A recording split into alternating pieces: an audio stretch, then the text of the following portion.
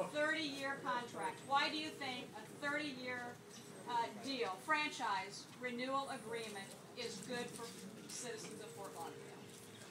First, the agreement's going to be 30 years, but it's going to have an out, if you haven't seen the new draft. The out at the end of 30 years. Well, it also has some other things that Harry Stewart will talk about on Tuesday night. Look, I've battled FPL for years in the legislature. I've fought them on issues. This issue to me is that we started too late in the process. Just why is 30? Forget. Let me. All right. The FPL has had with the city of Fort Lauderdale two 30-year contracts. The first one was done back in 1949. The second one was done in 1979. I think it was. Like that, yeah. Now it's up. Might be off on the. About right. Yeah.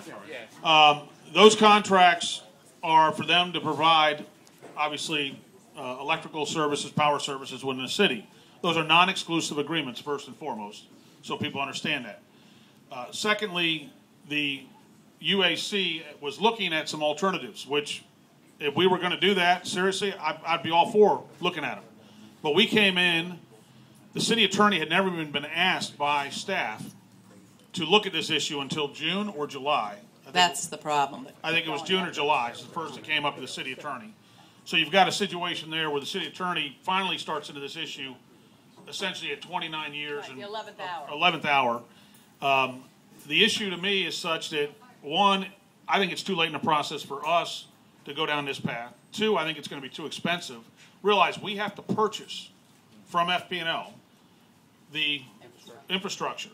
If we can't agree on a price, it goes to an arbitrator. We will spend millions of dollars on legal fees, arbitration fees. We will spend a fortune not even to know what the price tag is going to be. That wasn't my question. Well, my question was simply, why is 30 years?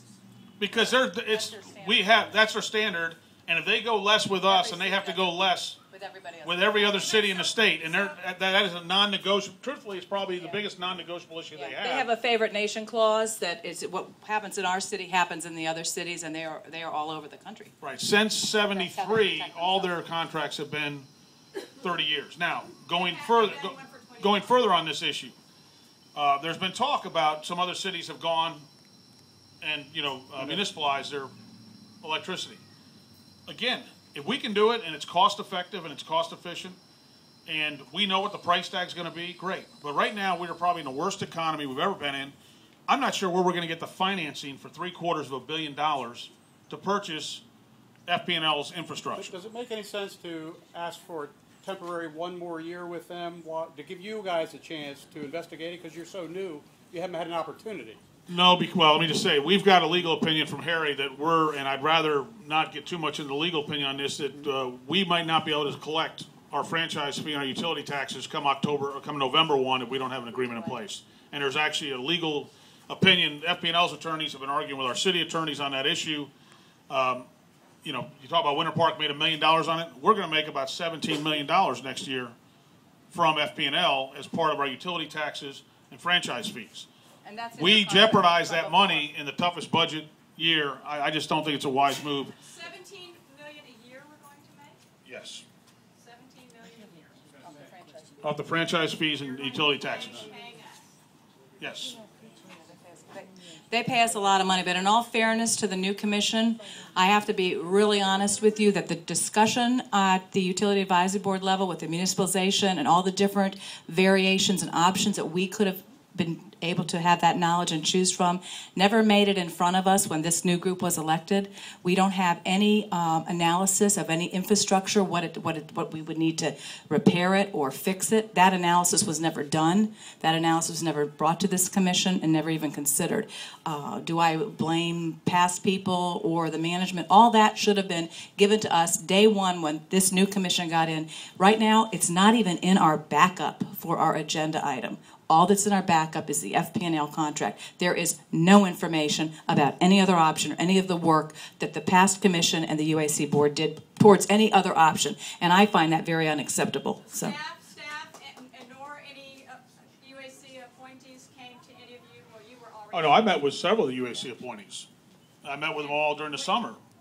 I met with the chair of the UAC. It was always brought to you in March timeframe. You're saying nothing was brought to you in the March timeframe right after you came on.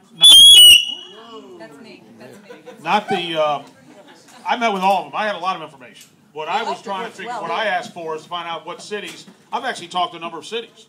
I mean, Tallahassee, where I spent 8 years, has their own municipal. my deaf ear. The feedback I essentially got is if you started your own municipal originally and it was your infrastructure to begin with, those cities are doing better than the ones that municipalized. Some of the cities that tried to municipalize didn't work out that well. Others, Name one that's not working out well. Winter Park hasn't worked out well. Winter Park had a down year last year.